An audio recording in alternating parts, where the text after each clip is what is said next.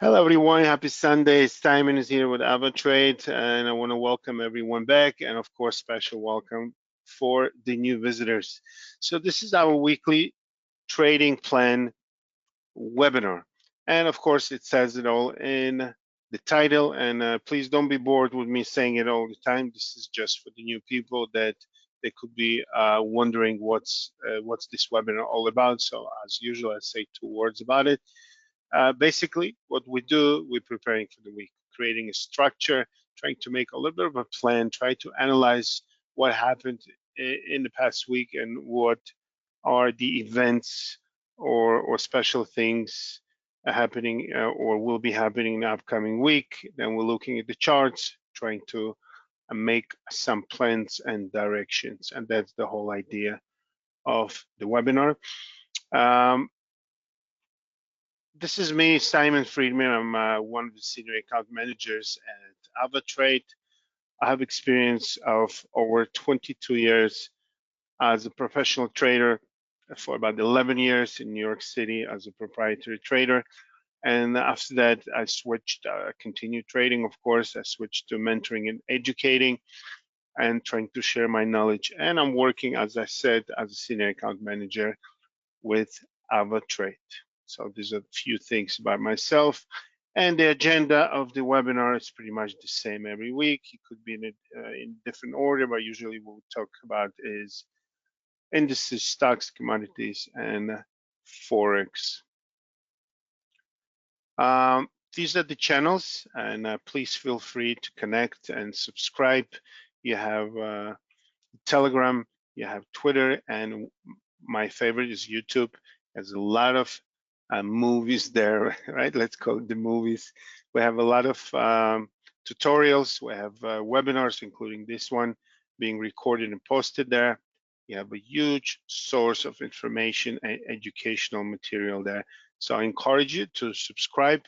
You can click on that bell, so we'll be notified when something new is coming up or coming in, and it's happening on daily basis. So please follow us on these channels. And of course, risk warning. You can find the full disclosure statement at avatrade.com. And the bottom line is that what we do here, we're not suggesting any trades. And as always say, it doesn't matter where you get your information, make sure you digest it through your knowledge, through your thinking, through your experience, through the size of your account. Make sure that you trade responsibly. And as far as the webinar, it's pure education, and I hope it really helps you to get some more information before you make your trading decisions. So why do I start with this picture? I just found it on the MarketWatch website, and it's a nice title. It said, whatever you're feeling now about stocks is normal bear market grief, and the worst is yet to come. And the gentleman who wrote it, his name is Mark Halbert, and he writes lower in the title, be on the lookout for the final two stages of bear market grief, depression and acceptance, before a major bull market can begin. So the idea is what he's trying to say, that all these things are normal, and we are to see the worst scenarios. That means that the market will continue in the bear market and in the bear direction. And that kind of same thing that I shared with you last week when we spoke about another person saying that all these moves to the upside. I think his name was Mike Wilson, if I remember, from Morgan Stanley. He said that the bear market is not over. So I'm going to remove this scary picture. The economic calendar. Before we go there, I'm going to leave it on the screen. What's important that I usually talk about is a big picture, and we'll be talking about last week's major event, FOMC. Well, there was an increase of 0.75% interest rate. I'll talk a little bit about the press conference. I actually took my time. I didn't watch the live press conference, but after that, somewhere around midnight, I actually spent over an hour listening to each word of it. So I'm going to share with you a few things. And then, of course, we are fighting or arguing, are we in recession or not? And just for your information, if you didn't follow, the GDP numbers for the past quarter came negative as well, or lower than expected. And it's technically a second quarter with lower GDP, which by default is supposed to be considered a recession. Now they say they're going to change the whole idea what recession is. Janet Yellen is screaming there. I can't say she's yelling because that would be yelling. Sorry for the funny way of saying it. But she's saying also we're not in a recession and so on. And I'll be talking about more about it in a moment. Now, we're still in the middle of the war. Unfortunately, they are working on some agreements as far as Ukraine, Russia, Turkey, and UN trying to get out all the tremendous amounts of wheat that's being stored in Ukraine, and it can't leave the ports. Let's see what's happening. As I shared with you last week, the moment they kind of signed the deal, the Russians bombed Odessa and so on. I'm not going to focus on the war. I'm not the war commentator for sure. So we're still in a huge inflation. We're still in the war. We're still on the threat of economic crash in Europe over the shortage of natural gas. We have China, that I spoke about it a little bit last week. China is on the edge of default of some banks, possible, as people are refusing to cover the mortgages after they lost the properties they kind of supposed to own. So a lot of things, and the picture that I showed, let's just bring it back, it actually shows the reality, unfortunately. So again, for us traders, I always, they ask me, what do we buy now? The market is falling and so on. And just for your information, I came to trading in June of 2000 when the dot-com era happened, when all the dot-coms went belly up. And I love to short. Again, I'm not encouraging you to short. Just I know a lot of you are really enjoying this when the market is falling and shorting and making easy profits there. Again, it's not easy. It could be simple, not easy, of course. But the environment for us traders is a great environment. The volatility is our friend. Of course, if you're an investor and you're looking to play Warren Buffett, it's a different market. But even Warren Buffett says now it's time to slowly load some stocks. So whatever your style is, and whatever type of trading you do, there's always a possibility, there's always opportunities. So let's move to economic calendar, and then we move on to different things. So Sunday we have manufacturing PMI from China. I mean, there was a lot of attention on China, as you know. There were a lot of shutdowns due to zero COVID policy, and now they have a lot of economic issues, and the government is trying to help the developers and the companies that kind of on the edge of bankruptcy. Some of them actually declare bankruptcies already.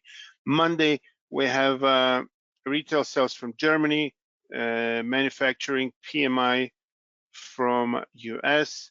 Tuesday, the whole bunch of news from Australia, interest rate decision, and you have unemployment rate from New Zealand, which is also important. We have on Wednesday retail sales from European Union, service PMI from US. Thursday, it's all about UK, as you could see. We have minutes of Bank of England. We have monetary policy. We have interest rate decision. We have speech of the governor of Bank of England, half an hour. It's similar what Powell did last week with FOMC. And Friday, of course, the key point is the non-farm payroll, monetary policy from Australia, and employment from Canada. So non-farm payroll is important, of course. So let's just summarize from all these things. What's the most important is the interest rate decisions from Australia and UK, and non-farm payroll is the most important of the week, because going back to the Feds, they're paying attention to a few major things. That's, of course, the inflation situation. That's the most important, the employment data, and economic growth. Okay, and these are the things. So we are having NFPs coming up on Friday. So let's talk. I brought up already MT4. We're going to be going into the charts in a moment, but I just want to share with you as we're looking at this chart.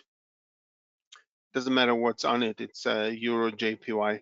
So FOMC, they raised the rate 0.75. It's the second time in a row, and of course the whole attention was to the press conference, what's going to be happening there. So I just want to show you the S&Ps at the time of the announcement.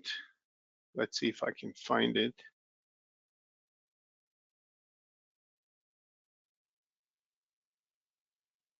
I think it's okay. It doesn't matter. We're not going to go into it now. I don't want to take your time. It's going to take me a while to look for it. So press conference. I don't know if any of you watched it, but I like to watch the body language of people speaking. It doesn't matter who they are. So I watched Powell, even though he tried to be calm, and he's a great speaker. He's been saving the markets for a long time. He knows what to say and how to say it to calm the traders in the market and investors. But he didn't look so convincing to me. Again, that's my personal opinion. He was very shaky. His hands shook. He wasn't really as happy looking as usually. Maybe he's getting old. I don't know. And what caught my attention? There were a few things that caught my attention. One of them, it was very serious moment when CNBC reporter Steve Leisman asked Powell. It was a double question. I don't remember the first part, but the main part of it was, what's your opinion on recession? He said it's some analysts saying that we are in recession, so on. So he asked the question, and Powell went around and talked about different things, not even mentioning once word recession. So I'm sitting and watching, and I'm thinking, okay, he's trying to avoid it. So right after my thought, Leisman asked again after Powell thought that he finished his response. He said, okay, thank you, but what about the recession? And he just went pretty much repeating the same thing without really addressing the question. So it's funny. I was talking to some of my colleagues, and we came up with things that Biden's administration just told him, do whatever you want, just don't say recession. Okay, so I guess that's the case. Again, I'm speculating here, but we are in a speculative business, the trading. So again, trying to be funny here. So this was one of the things. And also another thing that caught my attention, it was kind of sad and funny at the same time. One of the reporters towards the end also asked, like, you're telling us that, we're trying to do soft landing, and, we're going to manage and everything else. He said, the Feds used to say that the inflation is transitional, and we trusted it, and it's not. So how are we supposed to trust that everything's going to be fine and everything's under control? So it also caught my attention, just saying that saying and doing sometimes are the two different paths. Okay, so that's the FOMC. Now the market reacted to it positively, and we've been going up in the market pretty much for the rest of the week. If you can see right here, Wednesday, the news came out. Thursday and Friday we went higher, and we closed at the highs of the week. Now, what's next? Yeah, the slide that I showed you, that the worst is just ahead of us. We could be moving higher and so on. We could be stopping here. By the way, looking at this chart, I draw, I think it was the same thing from last week. I draw the Fibonacci retracement from the latest peak to the low, and we're right at the 50%. So maybe this move is the end of this bear market rally in the pullback. We're gonna go lower. We don't know. So again, a lot of things. Earnings. We had earnings. I spoke with you last week that some companies will be having earnings, and let's just take a look at those companies, okay? And let's see what happened there. I know for sure that Facebook didn't do that great. Meta, they really had bad news there. Apple had a nice move up. Amazon had a nice gap move up, okay? And we're facing right here the resistance around these levels around 135, 136.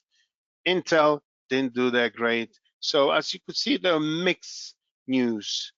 And again, over the weekend, I know the public is going to read a lot of things, probably seeing the same picture you and I saw, maybe get a little bit of cautious and panicky.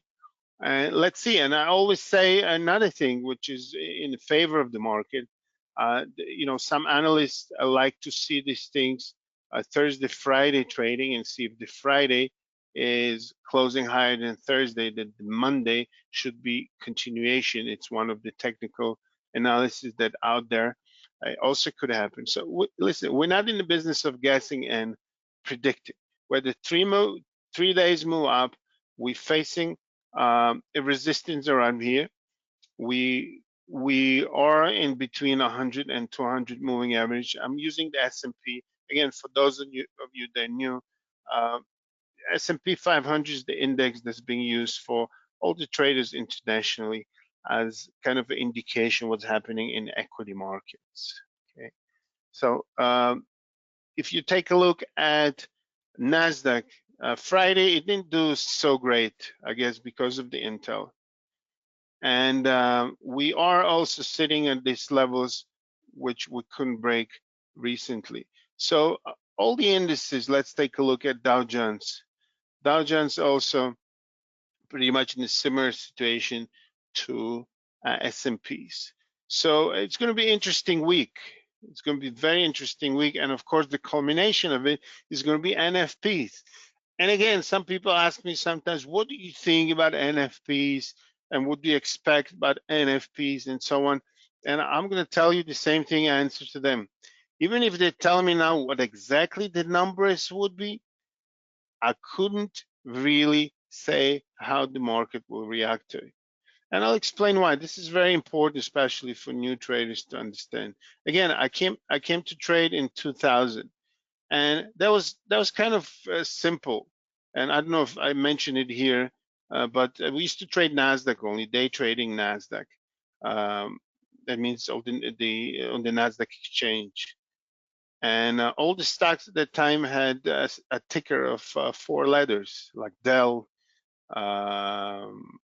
and other companies at that time. So I remember I just started to trade. I remember the big sharks, the big traders we had. They used to scream, short everything with 4 letters. And that was kind of funny, but that was the truth.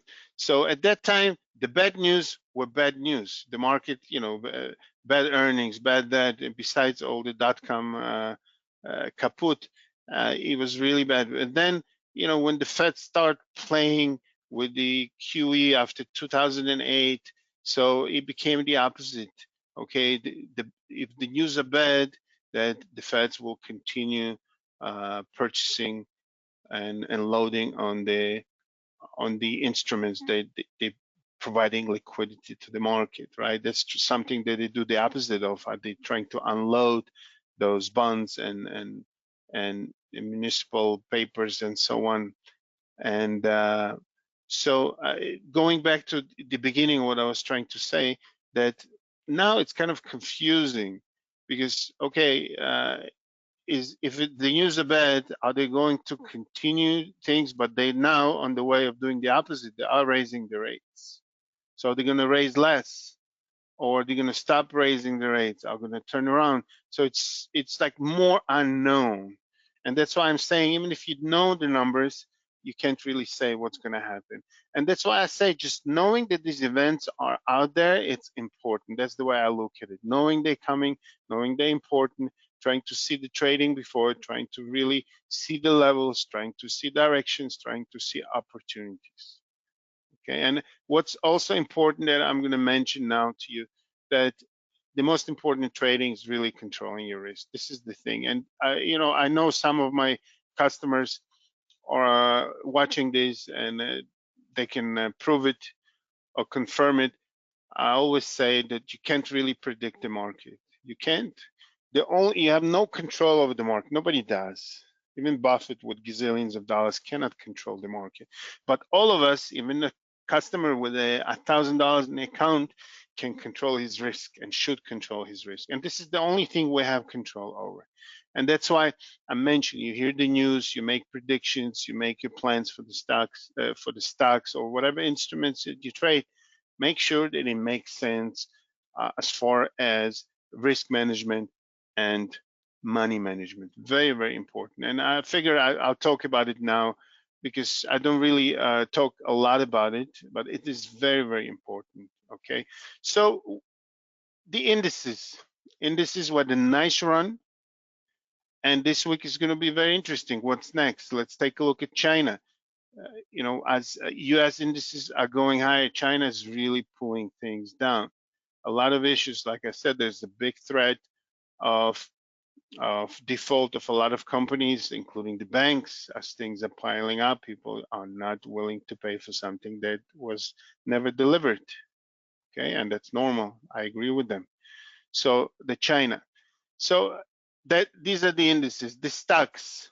Okay, we spoke about the stocks. By the way, Alibaba, the Chinese stock, it's really there's a big chance they will be delisted from US. As you could see on that news, the stock is selling. So whoever is shareholders of Alibaba, it looks like they're trying to jump the boat. It looks like it. Okay, Apple strong, but came to the level of somewhere of resistance. We start this move from this area right here to the downside. Amazon, we said, had a nice move higher. Now Tesla and Twitter, and then we're going to wrap up with the stocks with these two. Now Tesla had a very nice run. We almost approaching 200 moving average here. Very strong. As we said, the company is solid. We're going higher. All this sell-off was due to old Twitter thing, and I'm going to talk about it in a moment. Now, Twitter also had a nice move, and what I just found out as I was getting ready for this webinar, that Twitter is really trying to really pursue the court to demand that Tesla will buy Twitter, and there's a lot of thoughts there, and some say that that the court most likely would not make the decision because it's actually Elon Musk, not the company, who offered to buy Twitter. So we'll see. I think the latest developments, we'll see how the week goes and what we hear from that direction. As of now, Twitter really going higher. Maybe they do expect things to happen. Just to remind you, Elon Musk offered to buy Twitter for 44 billion, the price around 54, and that was the initial move, as you could see here. That was back in April, and then things got shaky. Things went down, a little bit of channel trading, then another down move, and they've been trying to recover here. So again, NFPs will get us another idea of what's next for the Feds. And again, going back into press conference, and we close that idea with it. Powell just said the same thing pretty much, that we'll take meeting by meeting, and he said that whatever needs to be done on our next meeting, he said we have 8 weeks, we have 2 sets of data, that means two inflation reports and 2 NFPs, and said based on that, whatever needs to be done will be done. And there was another question also, what he said, what makes you, and there was a lady, a reporter, I don't remember her name, she asked, so how did you determine that 0.75 would be okay and not 1? And I said, we discussed things, and this time we decided that this is sufficient enough. Okay, That was the one of the questions that I pay attention to as well. Okay, now another thing that worked out nicely in the week, we spoke about the commodities. If you remember, I spoke with you about copper and palladium. Copper had a very nice week. If you remember, I mentioned that we came out of this resistance, we closed above it, and we might see continuation, and it happened every single day. Copper went higher. Even if the China index went down, it went with the global markets going higher. Now, we might see a little bit of resistance here, or we might continue and touch the 50-day moving average, which would be nice for those that are holding it. Okay, palladium, the same thing after this move and trading in the top range of this large candle, we continued and we hit 200 moving average on the daily chart. We're probably going to have a hard time going higher, but who knows? But the move was very nice and it was a good plan. Gold went up since the announcement. Nice move. We were playing with the 1700. If you remember, last week we were below, and then we established against support above 1700. And in 3 days, we had a very nice move, about $50 move, right? So that's on gold. And of course, we spoke about wheat and corn. Corn had a nice move. Wheat actually had a nice move on Friday, but it retraced back down. So the high was 845. It was a very nice move. If you bring it to 1 hour chart, it was a beautiful move from 800 to 845, and then it moved lower again. But we are holding 800, which is a great thing. It looks like 800, as you could see after this fall, the buyers came back in again on 800. And again, it's mostly geopolitical with all Russia, Ukraine. And I think any news, positive or negative, can affect it. So it's hard to predict anything. But what I mentioned, the 800 is a key level. It looks like we're holding it. Okay, so that's as far as soft commodities. Now, crude oil. Crude oil also, as you could see, acted similar to wheat on Friday. The same thing. We went very nicely to the upside. We reached almost 102, 101.87, and then we closed at 98.14. Okay, as I mentioned to you last week, the 95 area, 95, 96 is support. We did play around it, a lot of accumulation, and then we tried to move higher, but came right back. Natural gas, beautiful move.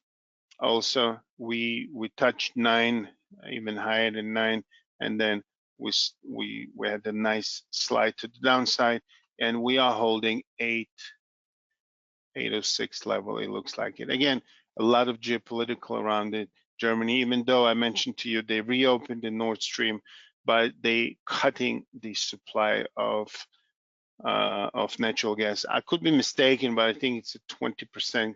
Of natural gas is being sent to Europe, 20% of the regular amount that's been sent before the war started. So again, commodities, nice move. Let's see what's next, and let's move to Forex, and we start, of course, with a dollar index. As you could see, Wednesday after the announcement, we broke the support, and the 2 consecutive days we went lower, and we closed at 105.69. Now, what's next? We're right in the middle of the channel, 106.50 and 104. Was that 104.89? These are the levels that I set up for myself. So what's next? We could continue and touch this level, and which would be close to 50 moving average. By then, you're probably going to reach there. So it could happen, and we might see continuation of weakness for dollar until maybe even Friday when NFP comes and things will turn around, or we can start climbing back up starting Monday. We don't really know. So important to know that we are back to the channel. As you could see, why this channel, take a look. This was the first resistance. We broke through, but came right back, and then we established a support. And from here on the 5th of July, we started a move to the upside. Okay, And since then, we were sliding, a little bit of consolidation here, and of course, with the increase and kind of a softer, that this is the word that I forget to mention. You know, they became a little bit less hawkish or more dovish. I don't like these words, but let's put it, it looks like they're planning to be less aggressive, okay? Because they said that the economic growth is slowing and employment and so on. So they kind of um, painted the picture that, okay, we don't need to be so harsh. We're going to be better now. And let's see. So because of that, the dollar got weaker, commodities went higher, and the market had a nice run. Okay, so let's see if that's the case. Now, Australian dollar, we said is going to be interest rate decision. As you could see, it didn't show lots of strength. It was very shaky here, up and down on Friday, and closed a little bit lower.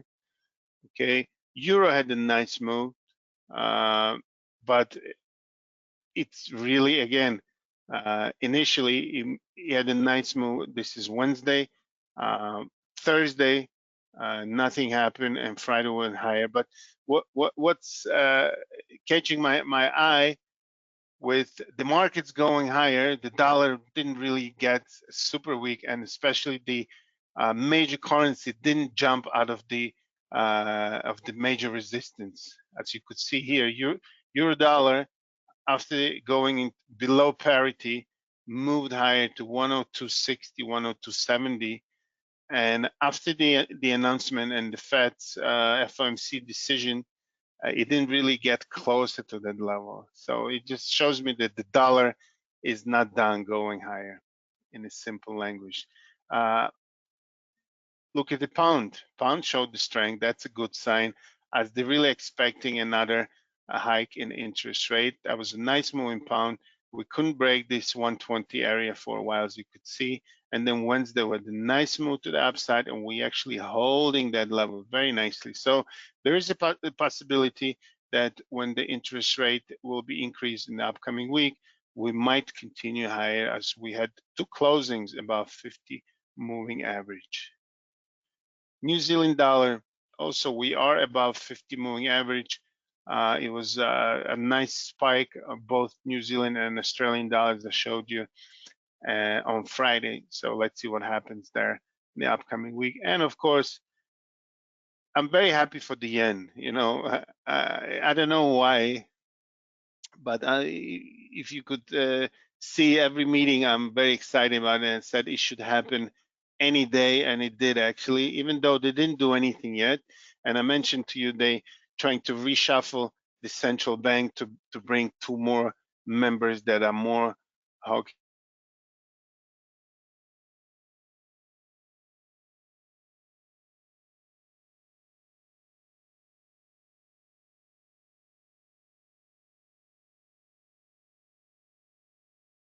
looking already more aggressive in the increase of interest rate, and maybe it's something scary, because yen react, but we had to the downside dollar against the yen. So it looks like yen.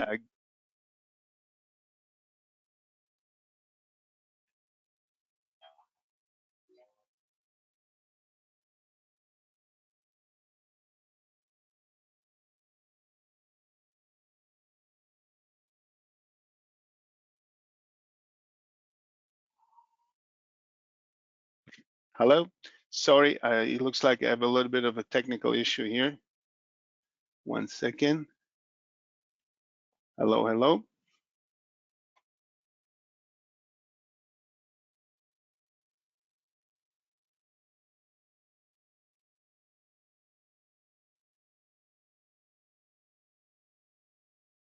One, two, 1, 2, 3. Okay. All right. I apologize. There's something with my audio. I hope I didn't disturb you so much. Okay, so yen had a nice move to the downside. Sorry, yen to the upside. Sorry, I got a little bit confused with my computer. I almost fainted. I thought it shut down on me. So yen might continue the strength. And if it does, we might touch this level that we touched back in June. The low of was 131.48. And we were on Friday as low as 132.50, about 100 pips away. And that's very nice that finally they're doing something, or maybe behind the scene they're planning on doing something, but yen finally showing some signs of strength, which is great. Okay, that's as far as yen. So again, put it all together in the Forex world. Dollar, since the announcement press conference, is getting a little bit weaker. Let's see what happens as we are right in the middle of this channel over here. And as far as other major currencies, pound and yen are the strongest against the dollar. That's what it seems. And let's finish with our friends here. Kryptos. What a story here, right? We were sitting this channel that I mentioned to you between 20,000 and 22.5. Finally, we broke through it, and we are holding around 24,000. And as I mentioned to you, in order to go to these sky levels that a lot of people are expecting and dreaming of, we need to have a little bit of the faith and going higher to closing about 25.5. This was where the tail stopped. The low here was 25,390. And we need to go to that level in order to start really reaching the highs and so on. And Ethereum, similar idea right here. Okay, so again, just to put it all together, the highlight of the week is the non-farm payroll. We'll be seeing non-farm payroll, of course, the unemployment rate as well. We have two major interest rate decisions from Australia and UK. As you could see, as I showed you, a pound is showing a nice strength here, and another increase could push the pound higher. We'll be seeing what the dollar is doing after having this drop for 3 days. And of course, the markets, as I showed you, the S&P 500 right at the 50% retracement since the recent peak. And we'll be seeing it. We'll be watching the news. We'll be seeing the price actions. And again, don't forget what I mentioned. Pay attention to the risk and money management. This is the only thing that we can control as traders. I want to wish everyone a great, successful weekend. Sorry, the week, but the good weekend. Get some energy and make your week successful and great. And we'll be back next week. All the best.